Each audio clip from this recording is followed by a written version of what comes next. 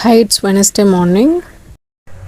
இங்கே ராமேஸ்வரத்தில் காலையில் எந்திரிக்கும் போதே நல்ல காற்று, கொஞ்ச நேரம் சென்று மழை வந்துருச்சு. சில்லுன்னு கிளைமேட் இருந்தது. இன்றைக்கி ஃபுல்லாக வெயிலே இல்லை, நல்லா ஜாலியாக இருந்தது.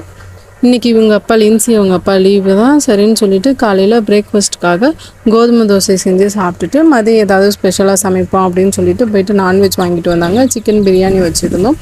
Chicken biryani full video upload பண்ணியிருக்கேன், வேணும்னா செக் பண்ணி பாருங்கள். லஞ்சுக்காக சிக்கன் பிரியாணி 65 அண்ட் ரைத்தா தான் வச்சுருந்தேன்.